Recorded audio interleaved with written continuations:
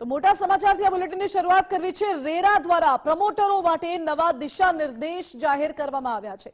નવા પ્રોજેક્ટની સાથે જ પ્રમોટરો રેરા રજીસ્ટ્રેશન વગર જાહેરાત નહીં કરી શકે।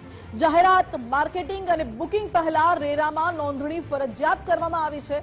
નવા પ્રોજેક્ટની જાહેરાત પહેલા જ પ્રમોટર્સે હવે રજીસ્ટ્રેશન ફરજિયાતપણે કરવું પડશે। પ્રમોટર્સે પ્રોજેક્ટની વિગતો અને કલેક્શન અંગે બેનર પણ લગાવવું ફરજિયાત કરી દેવામાં આવ્યું છે। ખાતા નંબર સહિતની વિગતો સાથે પ્રમોટર્સે ડિજિટલ ડિસ્પ્લે પણ મૂકવાનું રહેશે।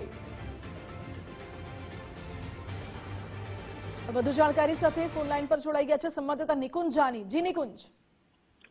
જી, રેરા દ્વારા જે નિયમો છે તેની અંદર સુધારો કરતો એક પરિપત્ર ઇસ્યુ કર્યો છે। પ્રમોટર માટે એટલે કે બિલ્ડરો માટે દિશા નિર્દેશ જાહેર કરાયા છે કે જેમાં નવા પ્રમોટરો રેરા રજીસ્ટ્રેશન વગર કોઈ પણ પ્રકારની જાહેરાત નહીં કરી શકે। સામાન્ય રીતે રેરાની અંદર પોતાની બિલ્ડિંગ અથવા તો પોતાનું બાંધકામ રજીસ્ટ્રેશન કર્યા વગર જ પ્રમોટરો આ તમામ જે પોતાની બિલ્ડિંગ જે છે તેનું પ્રમોશન શરૂ કરી દેતા હતા, પરંતુ હવે આ નિયમની અંદર સુધારો કરવામાં આવ્યો છે।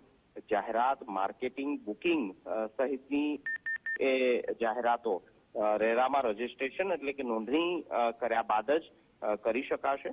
નવા પ્રમોટરોની જાહેરાત પહેલા પ્રમોટરોએ રજીસ્ટ્રેશન કરવું ફરજિયાત કરવામાં આવ્યું છે।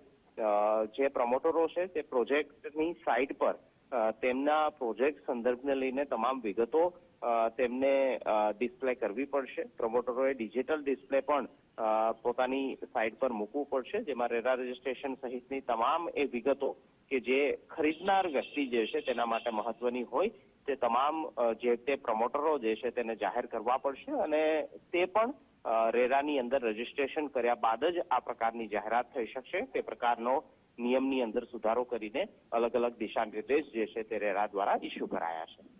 જી નિકુંજ, આભાર આપનો।